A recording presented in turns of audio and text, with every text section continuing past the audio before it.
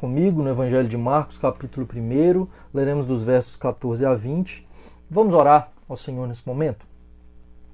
Santo Deus, Todo-Poderoso, nós estamos aqui reunidos em Teu nome, no intuito de estudar a Tua Palavra. Que nessa noite, ó Pai, o Senhor fale ao nosso coração. Que nessa noite, ó Deus, o Teu nome seja honrado e glorificado. Que no estudo da Tua Palavra possamos, ó Deus, aprender das coisas concernentes ao reino do Senhor, não apenas para a mera apreensão intelectual, mas para termos um modo de vida santo, para que isso nos leve a uma vida que glorifica ao Senhor, reconhecendo o que Cristo fez por nós e vivendo uma vida que agrada ao Senhor. Oramos e pedimos a iluminação do Teu Espírito na leitura da Tua Palavra. Dê-nos graça, ó Deus, para ouvir a Tua voz. Oramos pelos méritos do Teu Filho amado Jesus Cristo. Amém. Queridos, Marcos capítulo 1, versos 14 a 20, diz assim a palavra do Senhor.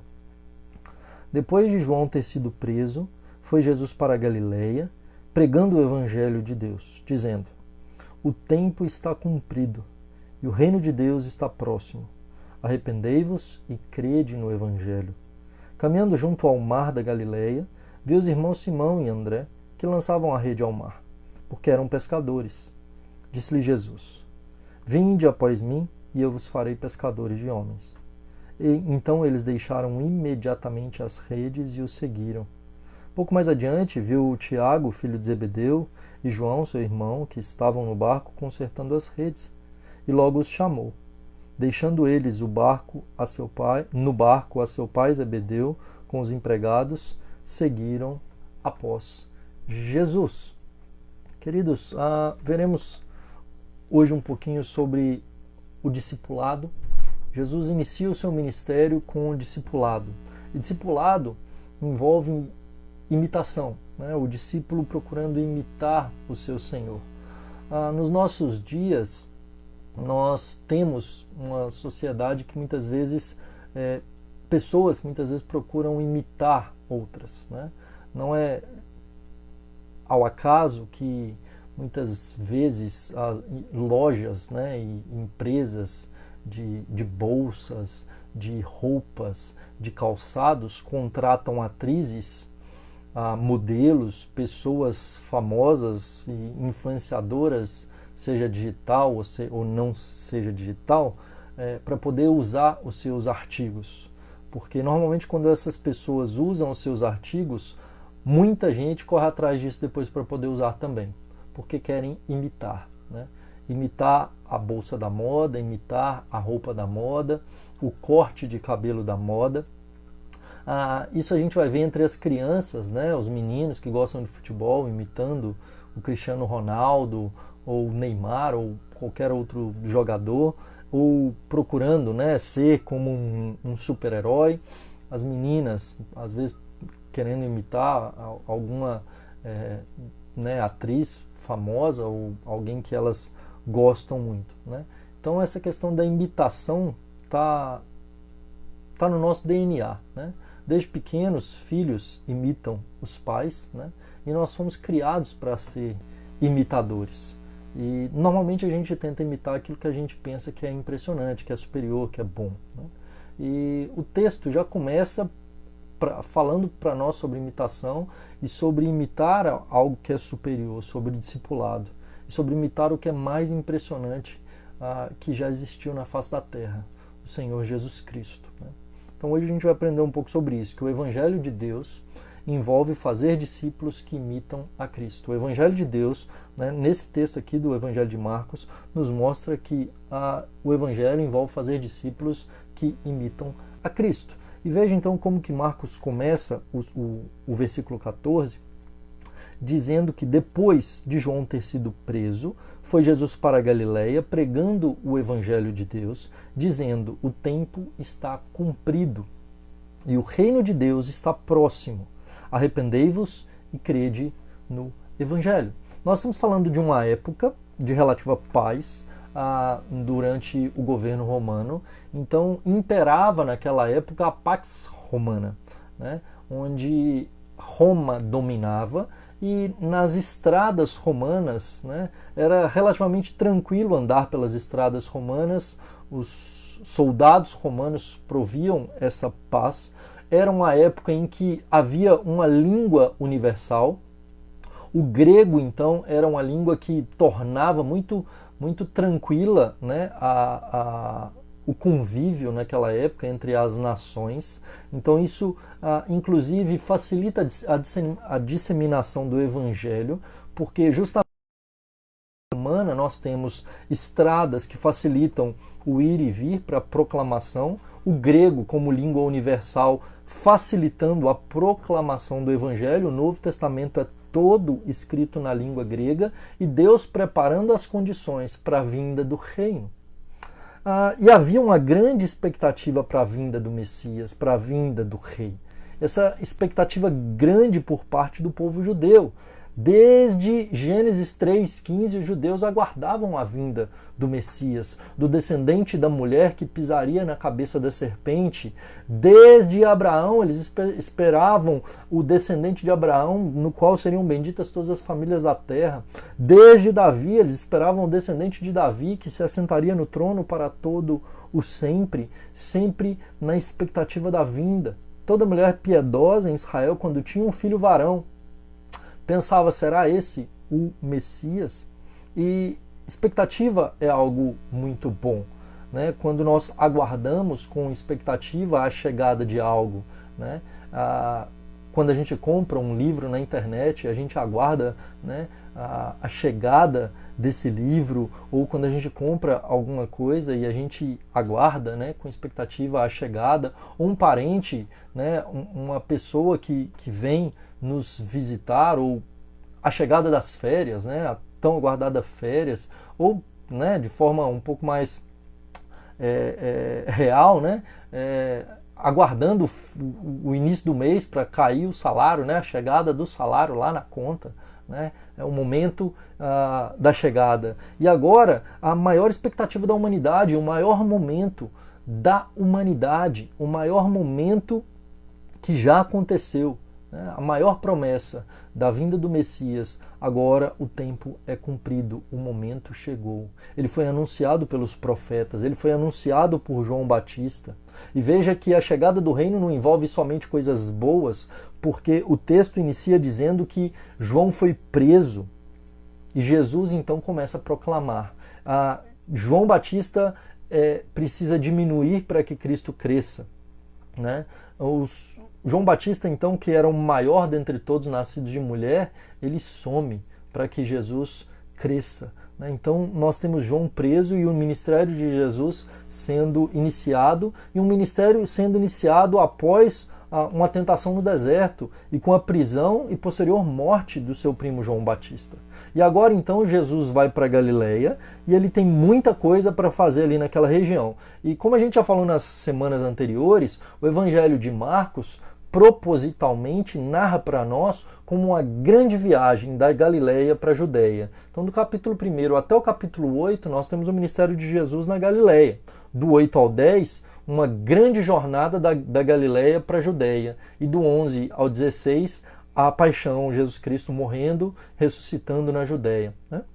Então, uma grande jornada caminhando para a cruz, andando com seus discípulos, ensinando-os o tempo todo, mostrando isso. E agora nós temos ele dizendo que o tempo está cumprido, o reino de Deus está próximo, arrependei-vos e crede no Evangelho. Ele está dizendo, o reino de Deus está chegando. A boa notícia é que o reino de Deus está chegando. Creiam na boa notícia. O reino de Deus está chegando. E o Evangelho não é sobre a gente alcançar algo, conquistar algo. O Evangelho diz respeito a Deus, ao que Deus faz. O reino de Deus não é algo do que nós fazemos, que nós conquistamos, baseados na nossa obra. Não é acerca do que nós fazemos, mas do que Deus está fazendo. Jesus Cristo, então, diz: o reino de Deus está chegando. Portanto, creiam no Evangelho e se arrependam. Veja que o Evangelho E viver no reino de Deus não é simplesmente um conjunto de regrinhas a serem seguidas. Isso é mero legalismo, é achar que a gente, cumprindo uma série de coisas, a gente pode ir para o céu. A boa notícia é que o reino de Deus é chegado, é que é baseado no que Deus fez por nós. E todo o restante é consequência. Nós somos chamados então a voltarmos o nosso coração para o Senhor. E agora, nesse momento da história, nesse momento onde inicia o ministério de Jesus, vejam o verso 14, inicia o ministério de Jesus, ele está dizendo: o reino de Deus é chegado, arrependam-se e creiam no Evangelho. Agora há uma mudança cósmica, queridos. No batismo de Jesus, alguns versículos anteriores, nós temos o céu rasgando, né? O céu se rasgando, o Espírito descendo e o Senhor dizendo: este é meu Filho amado em quem eu me comprazo, em quem eu tenho prazer. E agora então nós temos a eternidade invadindo o reino de Deus, invadindo esse mundo. Esse mundo que estava em trevas, agora vê a luz. Esse mundo que estava perdido no império de Satanás, agora o reino de Deus começa a se expandir. Ele começa pequeno, ele começa sem uma visão aparente e gloriosa. O rei nasce em uma manjedoura. Jesus Cristo inicia o seu ministério e não dá para ver nele um grande rei poderoso, com um grande exército ao seu redor, conquistando as nações. Ele é um filho de carpinteiro. Ele nasceu em uma pequena vila, Belém. Ele agora está na região da Galileia. Ele está ali rodeado de pescadores, rodeado de gente simples. Mas agora o tempo cósmico de Deus está cumprido. A promessa agora está cumprida. Veja, queridos, tudo o que foi esperado, aquilo que Abraão aguardava, aquilo que Moisés ansiava ver, aquilo que Elias aguardava com expectativa, que todo homem piedoso, desde Adão até João Batista, aguardou, é chegado. E muitos naquele momento estavam dormindo. Muitos naquele momento sequer estavam ouvindo aquilo que Jesus estava dizendo. Mas agora o reino de Deus está invadindo a terra. E não só naquele momento isso está acontecendo, isso continua acontecendo hoje. É isso que nós oramos na oração do Pai Nosso: venha o teu reino. O reino de Deus é chegado e nós já fazemos parte desse reino. Na teologia isso é chamado de já e ainda não. Nós já vivemos no reino de Deus e nós viveremos no reino de Deus. Nós já fazemos parte do reino de Deus e nós faremos parte do reino de Deus. E quando nós vivemos os valores do reino, quando nós somos embaixadores do reino, quando nós proclamamos sobre o rei, nós estamos expandindo o reino de Deus nessa terra. E é isso que Jesus está dizendo: vivam os valores do reino. Arrependam-se. Arrependam-se. Então o que a gente deve fazer em virtude disso? Da chegada do reino.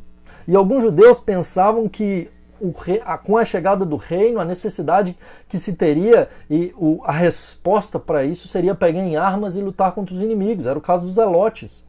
O próprio Barrabás.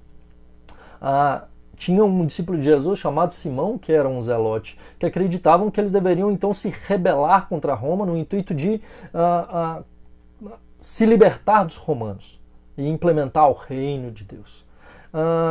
Outros, os essênios, eles acreditavam que, na verdade, eles deveriam se retirar desse mundo, viver em guetos. Então eles se retiravam para as regiões do deserto e eles se isolavam do resto do mundo no intuito de procurar viver uma vida asceta, né, buscando o Senhor, monástica, separada, né, buscando a Deus e separando-se do resto do mundo. Mas veja o que Jesus diz para nós, o chamado de Jesus para nós, uma vez que o reino está próximo, é que nós nos arrependamos e creiamos no Evangelho. Creiam no que Cristo fez, creiam naquilo que Deus fez. E arrependimento não é simplesmente parar de ir em uma direção. Não é simplesmente eu estava indo numa direção e eu deixo de ir nela.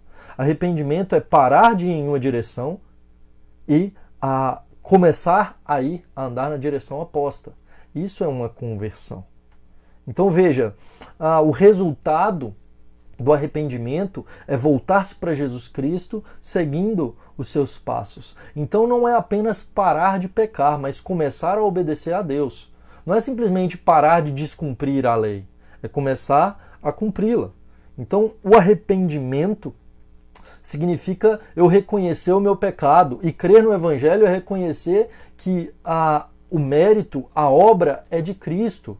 A boa notícia é que Cristo veio, quem conquista o reino, e o reino é dele. Não sou eu quem conquista o reino, não sou eu quem faço que esse reino se expanda. Ele é o rei, eu sou um mero súdito. Então eu me arrependo dos meus pecados e agora eu passo a seguir a Jesus. Então é como se hoje, né, a gente fosse falado, né, que todos nós estamos com um vírus mortal. Na época de pandemia aí. Então imagine que, né, Walking Dead, né, todo mundo está com um vírus mortal dentro de si e todo mundo vai morrer.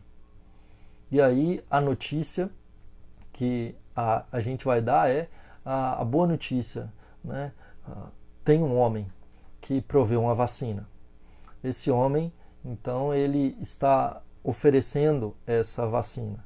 E aí, se de fato nós crermos que nós estamos com vírus mortal e que a gente vai morrer por causa disso, a gente vai fazer de tudo para ir atrás desse homem para conseguir a vacina. O que não pode e se a gente não acreditar, a gente vai continuar vivendo, caminhando para a morte, até morrer e nos divertindo em festas ou fazendo qualquer outra coisa até a morte. O que não pode é a gente dizer que crê e não ir atrás dessa vacina.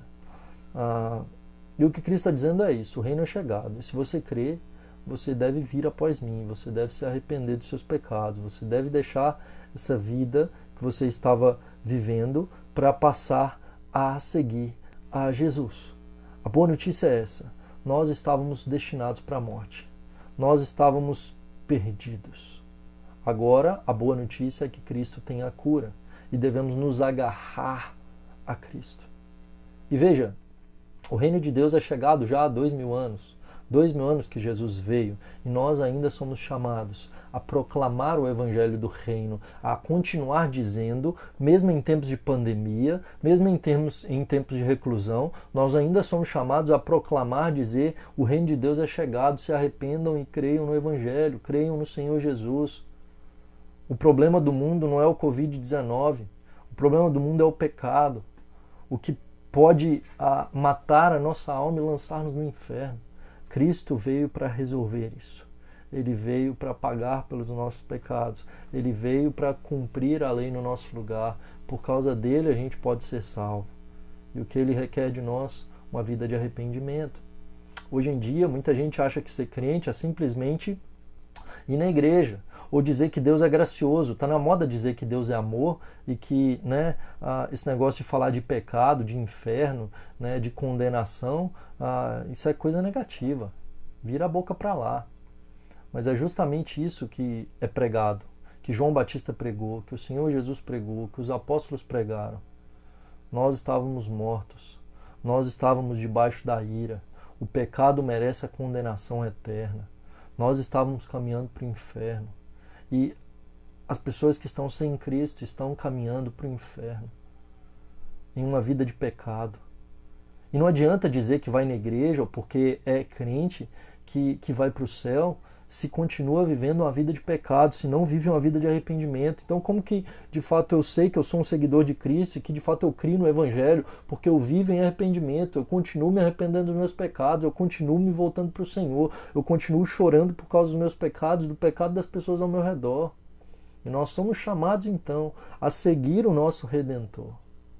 Nós somos chamados a seguir a Jesus. E é isso que ele faz. Ele chama os seus discípulos. Na sequência, então, ele caminhando junto ao mar da Galiléia, verso 16, ele vê Simão e André, que lançavam a rede ao mar porque eram pescadores. Então Jesus faz uma metáfora que ele diz: venham após mim e eu farei de vocês pescadores de homens.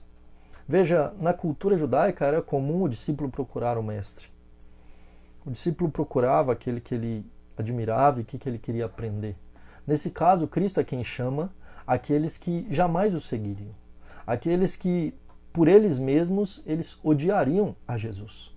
E por isso que nós vemos no Evangelho que não é o homem que busca a Deus, é Deus que vai ao encontro do homem, chamando o homem para si, mudando a vontade humana, abrindo seus olhos espirituais para que o homem seja salvo. Jesus Cristo vai até os seus discípulos e ele é quem os chama. É sempre Deus chamando, é sempre parte do Senhor chamando aqueles que jamais o buscariam. É Jesus Cristo que vai atrás deles. E hoje alguns pensam que são eles que escolhem a Cristo, eles que vão até Cristo. Não. É Cristo quem nos chama e o seu chamado é irresistível. E quando Deus nos chama, Ele não é que a gente não quer ir. E aí Ele nos força, Ele muda o nosso coração. Ele muda a nossa natureza. Ele nos dá uma nova vida. Então a gente passa a enxergar. E a gente responde afirmativamente a esse chamado e segue a Jesus com alegria. Aquele que é chamado por Jesus reconhece a voz do Senhor e vai após dele. E o que é ser um discípulo de Jesus? É alguém que segue e aprende com o Mestre. É alguém que imita o Mestre. Veja, Cristo chama seus discípulos para segui-lo. E é interessante ver como que todo o Evangelho de Marcos se trata de discipulado. Jesus Cristo o tempo todo ensinando os seus discípulos, o tempo todo tratando com eles para que eles pudessem aprender. O tempo todo, muitas vezes, fazendo milagres, contando parábolas, ensinando, para que os seus discípulos pudessem aprender quem é Jesus, verem as suas obras, voltarem-se para o Senhor, uma vida de arrependimento, caminhando no reino de Deus, entendendo o que é o reino de Deus até a cruz. Uma caminhada de cruz, uma caminhada de morte, uma caminhada que morre para esse mundo, mas que vive para Deus. Jesus Cristo o tempo todo ele trabalha com discipulado. Né? Nós temos níveis de discipulado em torno de Jesus. Nós temos, por exemplo, a multidão. Jesus o tempo todo estava rodeado de uma multidão. A gente vai ver à medida que passa do verso 21 em diante, muita gente ao redor de Jesus, e Jesus atende a multidão. Jesus ensina as multidões. No verso 21, então, a gente vê isso, ele indo ensinar na sinagoga. Então ele tem uma multidão ao seu redor e ele ensina essa multidão. Mas ele não trabalha apenas com a multidão. Ele tinha um grupo menor ao redor dele, que era a sua igreja. Cerca de 500 testemunhas oculares, são aquelas que veem Jesus ressurreto, que era mais ou menos a sua congregação. Dentre esses 500 nós temos 120 mais firmes, que são aqueles que permanecem no cenáculo até a descida do Espírito Santo, em Atos capítulo 2, né? 120 homens, seguidores de Jesus. Além dos 120, nós tínhamos 70, que eram os que são enviados por Jesus para poder evangelizar. Então já eram os discípulos de Jesus mesmo, esses 70, conhecidos por Jesus, enviados por Jesus, recebem autoridade para expulsar demônios, para curar enfermos, esses 70. Dentre os 70, ele escolhe 12. E esses 12, eles não saíam de perto de Jesus hora nenhuma, eles dormiam junto com Jesus, eles caminharam os 3 anos sendo discipulados por Jesus, porque eles seriam a pedra sobre a qual a igreja seria edificada, o fundamento apostólico, o ensino apostólico. Então eles aprendem de Jesus. E Jesus ele não estava preocupado em ter um monte de gente ao seu redor, ele estava preocupado em ensinar aqueles 12, porque eles continuariam. O discipulado na vida cristã é isso.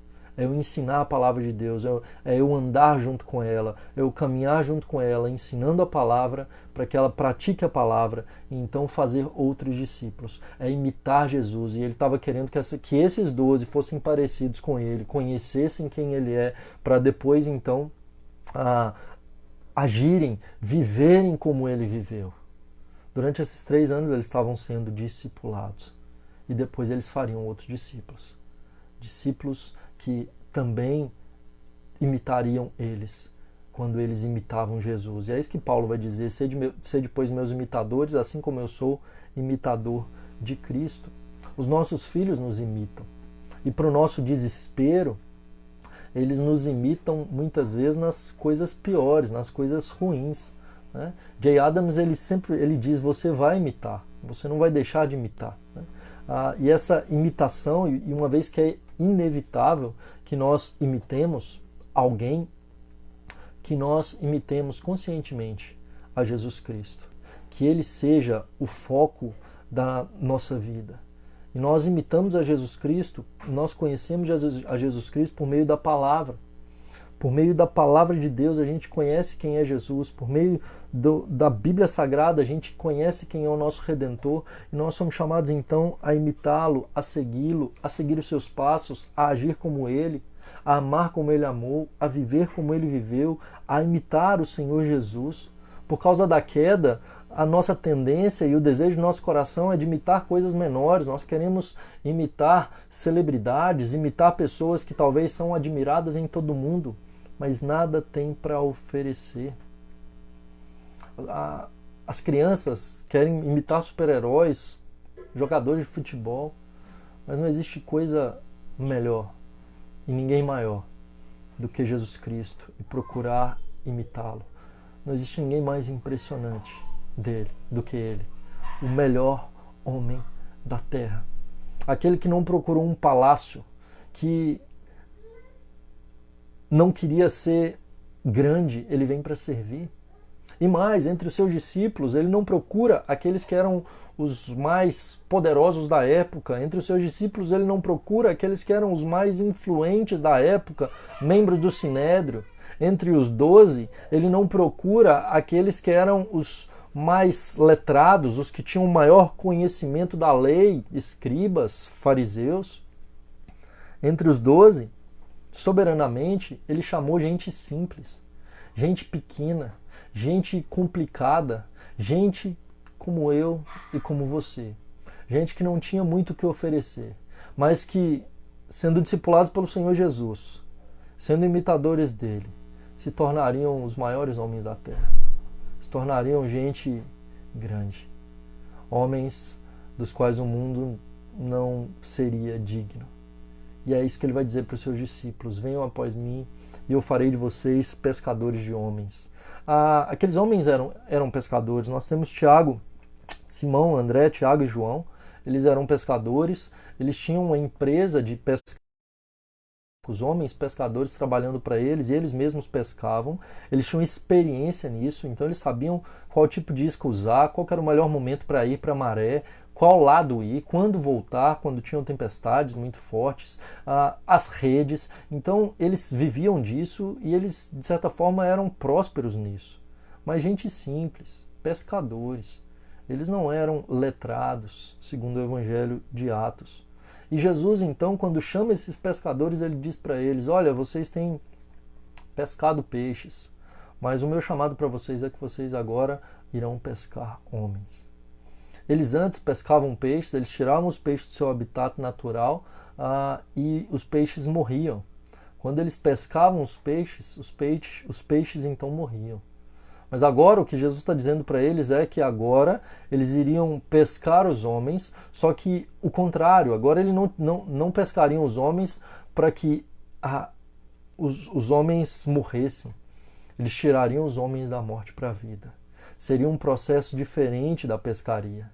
Eles agora trariam aqueles homens para que seguissem Jesus, para que tivessem vida. É isso que é pescar homens. Eu vou fazer vocês se tornarem aquilo que eu quero que vocês sejam. E vocês vão fazer isso com outras pessoas. Eu estou tirando vocês da morte para a vida e eu quero usar vocês para tirar pessoas da morte para a vida. Essa é a vocação e esse é o chamado de Jesus Cristo para todos os seus discípulos. Qualquer discípulo de Jesus, qualquer pessoa que está procurando andar e seguir após Jesus, e querido, isso é qualquer cristão, ele é chamado a segui-lo, a seguir os seus passos, a fazer a sua vontade e a chamar outros homens a seguir Jesus. Um cristão que não está fazendo discípulos está em rebeldia e tem que talvez questionar a sua própria salvação. Deus é quem nos conduz e nos chama a uma vida de arrependimento, a uma vida de fé e a uma vida de discipulado. E veja, se é Deus quem chama, por que então que a gente vai chamar? Se é Deus quem vai ao encontro do pecador e o resgata, por que então que nós vamos chamar? Veja que Jesus não tem essa dicotomia. Ele chama e diz que eles iriam chamar. Ele é quem os resgata da morte para a vida e ele diz que eles chamariam da morte para a vida. Deus determina que seria assim, que nós seríamos pescadores de homens. Deus é quem salva, mas ele vai usar a mim, a você e cada um dos discípulos de Jesus para que outras pessoas se tornem discípulos de Jesus. Jesus pesca homens e ele nos convoca a pescarmos homens. E nós devemos seguir as suas pegadas. A missão de Jesus é chamar pecadores para si. E a nossa missão é chamar pecadores para o Senhor Jesus. Então nós somos chamados a imitar a Cristo. Pedro diz que nós imitemos a Cristo. Constantemente em 1 Pedro ele vai dizer isso, para nós imitarmos a Jesus. E veja que Pedro foi quem nega Jesus 3 vezes. É quem traiu a Jesus. Mas depois ele entendeu que uma vida de imitação é uma vida de crescimento diante do Senhor, mesmo em face do sofrimento. E nós devemos imitar o Senhor Jesus até no sofrimento. E pode parecer difícil, mas é Ele quem nos comissiona, é Ele quem nos capacita. Veja que esses homens não tinham aptidão, esses homens não tinham capacidade, eles não foram preparados para isso. Mas o que Jesus está dizendo é, veja, vocês são hábeis para pescar, eu vou fazer vocês pescarem homens. Eu vou fazer a vocação de vocês. Eu vou capacitá-los. Ele quer capacitar a mim e a você, querido. E não depende do nosso intelecto, não depende da nossa escolaridade, não depende da nossa classe social, não depende do quanto a gente sabe. Depende do quanto nós estamos dispostos a seguir o nosso Redentor e obedecê-lo. Abrir a nossa boca para proclamar e a seguir as pegadas de Cristo e chamar outros para seguir. Veja que o discipulado não envolve apenas proclamação, mas vida. Não envolve apenas pregar, mas andar com Jesus e chamar outros a andarem com Jesus junto conosco. Por fim, ele diz para que eles deixassem a rede. O discipulado envolve custo. A última coisa que a gente vê nesse texto. O comissionamento de Jesus envolve custo. Eles deixam o trabalho que eles tinham. Eles deixam a empresa que eles tinham, trabalhadores contratados. Pensamos que aqueles que têm que servir na igreja são aqueles que estão com o tempo sobrando, que aqueles que têm que discipular pessoas, pregar o evangelho, né, trabalhar mais na igreja, né, trabalhar mais na evangelização, são aqueles que estão aposentados, são aqueles que, né, não têm muito o que fazer, que estão mais tranquilos. E aí a gente diz, quando eu aposentar, então eu vou servir mais. Não, Jesus chama pessoas ocupadas. Jesus chama pessoas que não estavam ociosas. E em qualquer trabalho lícito nós podemos servir ao Senhor. O discipulado tem custo. E a forma como nós nos comportamos no nosso trabalho tem a ver com o discipulado, com seguir Jesus. Ali no meu trabalho eu posso honrar o Senhor e eu posso proclamar o Evangelho, eu posso ser um testemunho. Ali na minha vizinhança, na minha família, eu sou chamado também a seguir o meu Senhor. Veja que os discípulos tiveram que deixar a família. Eles trabalhavam com seu pai, e para os judeus isso era algo pesado. O discipulado e o chamado a seguir Jesus muitas vezes tem um custo alto. O discipulado é uma batalha diária para deixar às vezes coisas que são legítimas, mas que podem nos levar a nos afastar do Senhor. Então, se algo ocupa mais o meu coração do que Deus, eu devo deixar isso. Se existem coisas que precisam ser abandonadas, nós devemos abandonar para seguir o nosso Redentor. Uma vida de imitar o Senhor Jesus envolve custo, sim, em um namoro santo, em eu esperar, em eu, de fato, aguardar o momento certo, o casamento para ter relação. Ou como eu faço meu imposto de renda. Eu não vou burlar a lei no intuito de levar algum tipo de vantagem. Ou como eu lido com o dinheiro. Ou como eu ajo com os recursos que estão na minha mão com relação àqueles que necessitam. Eu não retenho quando há pessoas que eu posso abençoar. O discipulado envolve em como eu trato os meus funcionários, em como eu trato aqueles que trabalham para mim. Envolve em como eu ajo quando ninguém vê. O que eu faço quando ninguém está vendo. E o chamado de Cristo não é moderado, é radical. Deixamos tudo para seguir o pastor e bispo das nossas almas. Nada mais nesse mundo tem um fim em si mesmo. Não importa o trabalho, não importa o dinheiro, não importa a família, Cristo é o centro da minha vida e eu tenho que estar, e não é que eu vou deixar tudo, mas eu tenho que estar disposto a deixar tudo por causa de Cristo. Qualquer coisa que eu não estou disposto a deixar por causa de Cristo é um ídolo na minha vida. Eu tenho que, no meu coração, tê-lo como centro. Ele é o centro. Ele é o dono da minha vida e do meu coração. Esses 4 homens não tinham ideia do que viria, mas eles deixam tudo. Eles deixaram tudo para trás. Se envolveu custo para Tiago, João, André e Pedro.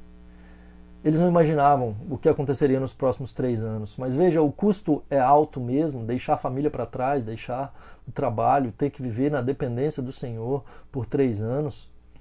Eles tinham barcos à sua disposição. Vocês vão deixar o trabalho e viver como peregrinos atrás desse homem? Como que vocês irão se alimentar? Pedro, você é casado. Vocês são loucos. Mas o que esses homens viveriam nos próximos 3 anos é algo poderosíssimo. Eles veriam a multiplicação dos pães. Pedro, Tiago e João veriam Moisés e Elias no Monte da Transfiguração. Eles veriam o próprio Senhor Jesus transfigurado diante deles. Pedro andaria sobre as águas com o próprio Cristo. Eles veriam pessoas sendo curadas, mortos sendo ressuscitados, cegos voltando a enxergar, paralíticos andando. Eles veriam o Deus Todo-Poderoso acalmando uma tempestade. Eles escutariam os maiores sermões já pregados na face da terra. Eles veriam a carne do Senhor Jesus ser rasgada. Eles chorariam naquela sexta-feira, desesperados. E eles também se alegrariam no domingo da ressurreição. Eles viram o Rei da eternidade ressurreto. Eles aprenderiam o tempo todo com o Senhor Jesus por 3 anos. Eles conheceriam a intimidade de Jesus. E é a mesma coisa que o Senhor Jesus oferece para mim e para você. Há um custo no discipulado. Seguir a Jesus envolve negar a nós mesmos, uma vida de cruz. Tomar a nossa cruz e seguir o nosso Redentor. Imitar Jesus significa negar a nossa vontade para fazer a vontade dele. Imitar Jesus, seguir os passos de Jesus, significa fazer aquilo que às vezes eu não vou querer fazer, para fazer o que Ele quer, para honrar o Senhor. Mas, ao mesmo tempo, é uma vida de intimidade com o Senhor. É uma vida onde eu posso tocar a eternidade, onde eu tenho intimidade com Deus Todo-Poderoso, onde eu posso vivenciar milagres. O chamado do Evangelho é isso. Significa que você vai ter que morrer, que eu vou ter que morrer. Morrer para os nossos desejos, para as nossas vontades. Colocar tudo aos pés da cruz. Teremos muitos benefícios, mas existe um custo e serviço também. Nós somos chamados a servir, a não viver para nós. Aqueles discípulos não viveriam mais para si. Eles estariam dispostos a morrer para que outros fossem alcançados, para que o Evangelho fosse pregado. Eles estariam dispostos a ser presos, a seguir até a cruz. E veja, queridos, todos os 12 morreram e não tiveram uma vida fácil, uma vida de riquezas. Eles não tiveram uma vida sendo meramente influentes, influenciadores, recebendo presentes por causa disso. Eles foram presos, eles foram açoitados, eles foram mortos, seguindo a Jesus. Mas os 12 receberam a coroa de glória. E na história da igreja, muitos cristãos têm sido perseguidos e mortos por causa do Senhor Jesus. Mas assim que morrem, recebem a coroa de glória, uma coroa eterna, reinando com o Senhor Jesus. E nessa vida, queridos, nós não devemos buscar o tesouro que a traça e a ferrugem corroem. O que vale a pena nessa existência efêmera é uma vida de imitação ao nosso Redentor, reconhecendo o que Ele fez, nos arrependendo dos nossos pecados e crendo no Evangelho, reconhecendo que Ele morreu por nós, tomando a nossa cruz e seguindo a Jesus. Não importa o quanto a gente tente, a gente nunca vai ser como o que muitos tentam imitar, o Cristiano Ronaldo, ou aquela atriz famosa, ou tantos outros que todo mundo quer imitar na televisão. Mas a promessa da Escritura para mim e para você é muito mais poderosa. É que a obra que Deus começou em nós, através de Cristo, é nos tornar parecidos com Jesus. A gente não vai ser nem o Cristiano Ronaldo, nem a atriz famosa, a gente vai ser semelhante a Ele. A obra que Ele começou em nós é para nos fazer crescer em santidade, para que a gente seja como Ele é. Louvado seja o nome do Senhor. Vamos orar, queridos. Na sequência eu abro para que vocês possam fazer perguntas. Obrigado pela Tua palavra que foi ali disposta, Senhor. Que ela encontre guarida e morada no nosso coração. Te agradecemos, ó Pai, porque a Tua palavra é preciosa e profunda demais. E que nós não a consideremos como banal, Que a gente não gaste tempo nas redes sociais mais do que na leitura da Tua Palavra. Que a gente não gaste tempo mais no Netflix ou na televisão ou nos jogos, mais do que na leitura da Tua Palavra. E que a gente não gaste tempo somente na leitura da Tua Palavra, mas que essa leitura nos leve a uma vida de imitação ao nosso Redentor Jesus Cristo. Faz de nós discípulos de Jesus, gente parecida com Ele.